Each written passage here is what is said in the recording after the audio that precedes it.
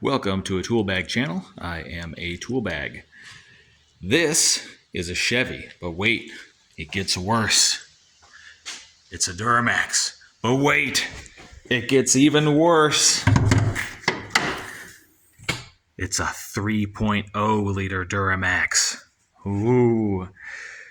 Here it is again with more big problems. We had limp mode with a P06DD oil pump control. This monstrosity has this oil pump with a electronic control valve. Who could have predicted there might be issues with that? A plastic pickup tube, we'll replace that as well, and a little wiring harness that, of course, is inside the motor and controls that control valve. Like I said, this was in limp mode, came to me and looked at that, and some people are having engines put in for this code. We had no misfires, no unusual noises. We did have a steady 30 PSI on the oil pressure, so we're leaning away from actual engine trouble at this point, although it could develop into that. Of course, anything with your oil pump is real scary. But this came to me pretty quick once that started happening. So hopefully we are good to go on here. About 100,000 miles on this truck. So let's look at what we got under here. Just installed the new pump and connector. I need a light. What are we doing here? All right. Oh, goodness. All right. Here's our shiny new oil pump, pickup tube. A plastic pickup tube just makes me nervous. I wasn't going to reuse that. Makes me nervous. Don't know what to tell you. And our new connector here. This connector plugs into the side of the upper pan there. It's bolted on the outside, kind of like the same way like a cam sensor or something like that is usually bolted into a cylinder head or a valve cover. Let me see if I can get where you can see it any. Oh, man. It's a little hard to see. Right up, well, somewhere in there. It's a lot easier to see with your eyeballs than with the phone. Dadgum. Anyway, it's up there. You can see where it's at, basically. Not too well. There's the outside of it. Bolt is right above it, 8mm. I would love to do a full-on instructional start to finish on how to get that oil pump out, especially on the four-wheel drive here. But let me tell you, this is a busy week. Don't have a lot of time. Didn't see another video about it. I'm gonna run through it real quick here, just in case of anybody just needs to figure out can we tackle this or not. I'm gonna run through it real quick. Before we go further, I want to say this video is not advice. This is not precise instructions. I'm not recommending that you do anything. I'm not recommending you do this by yourself. Everything at your own risk, blah blah blah. This video is made for people who are experienced mechanics. They have an understanding of the importance of torque specifications, of priming a new oil pump, all these little details, the things that are shared in common with any other oil pump job. Any other suspension job, because we're doing a lot of suspension work on this to get this front axle out. All this stuff, this video assumes that you are familiar with all of this. If you're not familiar with it, this is not the video for you. This is not the job for you to do. I'm going to skip over all of those details, all that stuff that is common to any oil pump job. This is just going to be the overview of what goes into getting this particular one, accessing the oil pump on this particular truck. This is what that's about. So anyway, this is a four-wheel drive model, which means it's a pain in the neck, but you can get it done. So I will begin with, first, wheels are coming off, brakes off, disconnect tie rod ends here. There's a connector for the differential, the front differential. Let's go over here. Pardon the mess. It's a mess. That's just where we're at right now in life. Connector for the differential right there. The vent hose at the top, I pried this off once I was already dropping the differential.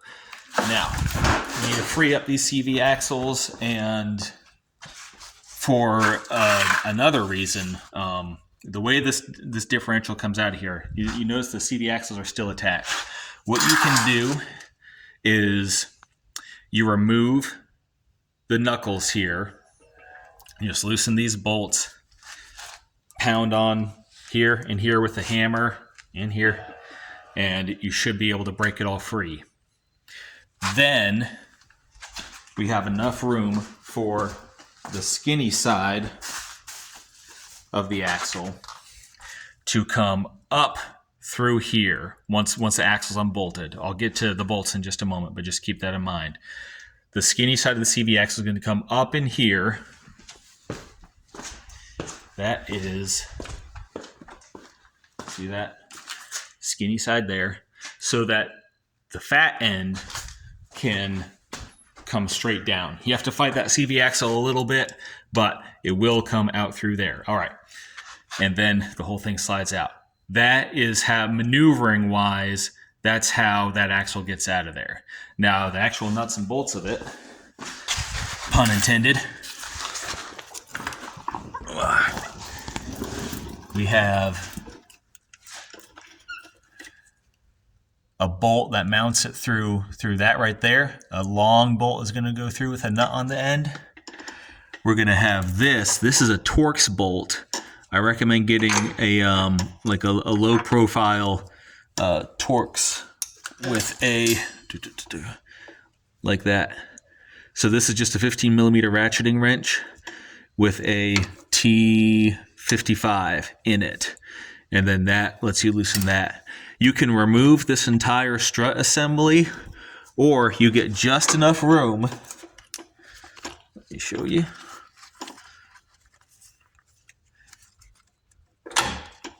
You get just enough room to clear that if you just unbolt the strut at the bottom and kick the bottom of it out a little bit. See how it's just kicked as far as it will go into that control arm? It's just a little, it's only like, half an inch or so, but that's enough that this bolt can clear the bushing that holds up the differential. All right. This cross member that used to be right from here to here, obviously that has to come out. That is somewhere around here. Like I said, boy, it's been a mess. It's a busy week.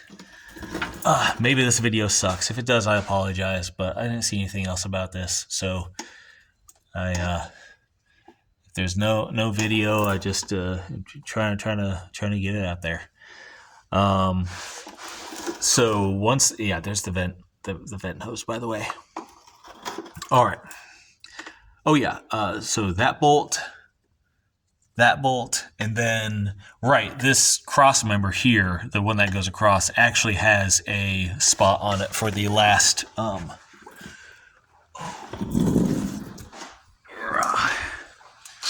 for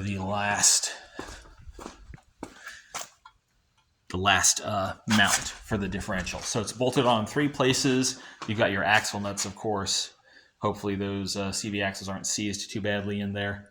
Wasn't too bad on this one. And then, of course, there's the front drive shaft. So you're going to have a handful of bolts, 6 of them. And that is a little bit of a pain, but not too bad. Again, profusely apologize for the production quality here. It's just this or nothing. I'm sorry, man.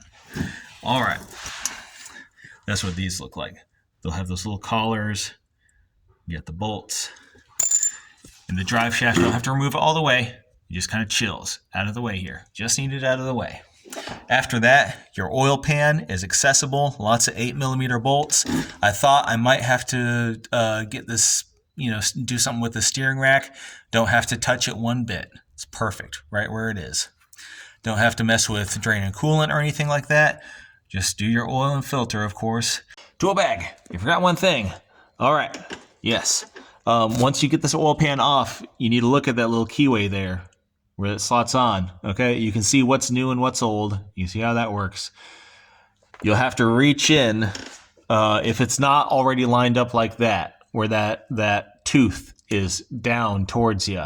You're only going to get this oil pump out if that tooth is pointed down towards you. So, I think, right, oh man. You can get a breaker bar with a short extension and a socket, or maybe just a long socket. You can reach up through here and you can turn that crankshaft just a little bit to get it where you need to get it. You don't have to remove the fan or anything like that. It's really tight. It's a squeeze, but you can get in there and turn it without yanking all this stuff up front and apart, because boy, do I not want to yank these fans out. This bizarre monstrosity triple fan assembly. Nope. Don't want to do it. But turn that, nudge it until you get straight up and down like that. And that's how this oil pump is going to slide out of here without taking anything else out. It's just 4 bolts. All right. So disconnect that connector. There's bolt 1, 2, 3, and 4. 4 bolts. That is it. And you are out of there. When you go back together, just make sure that connector sits the correct way, that it's threaded through between the pump and where the bump for the filter is.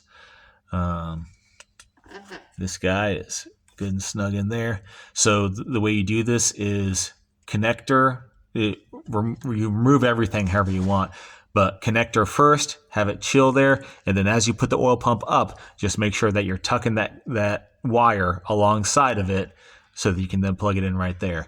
I don't know how good it. This is as much as it gets up out of the oil. I don't want it sitting even more in the oil, is what I'm saying. So this will probably go bad in another 100,000 miles. There's no updates. Everything is the same. Piece of crap, piece of junk. Now, unfortunately, replacing the oil pump has 0 labor crossover, essentially, with replacing the oil pump belt.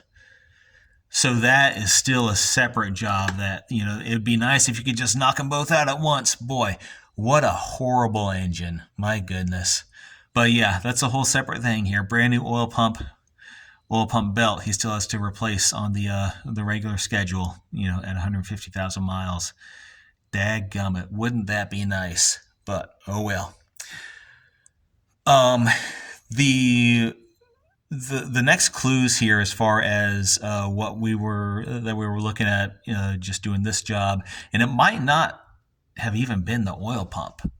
It could have been potentially.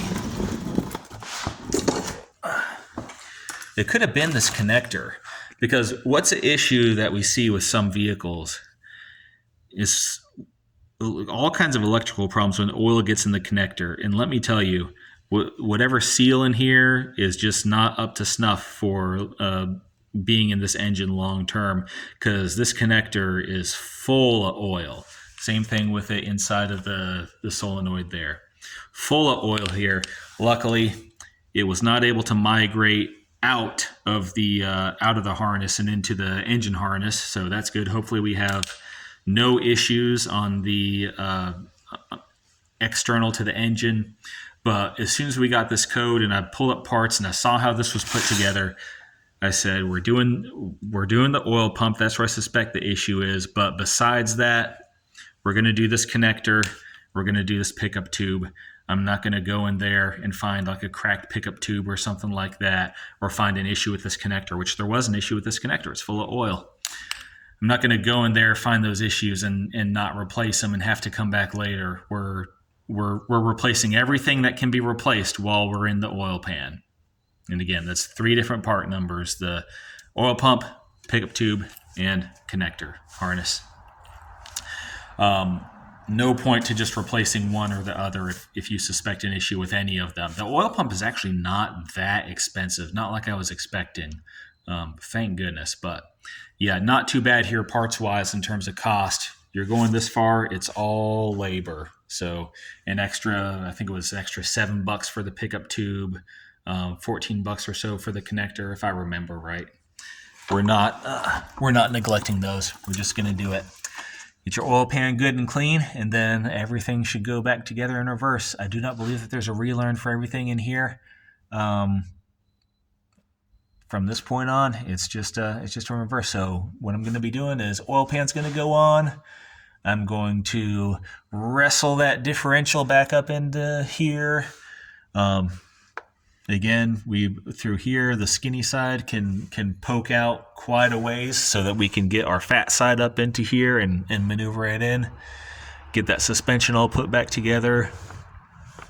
And yeah, suspension, drive shaft, cross member, skid plates. Fill it up. I think we'll be good. If this video makes it up, if it makes it online, that means that it fixed the problem. I hope this is online. My goodness, what a nightmare. All right, well, you all have a good one. Hope this helped.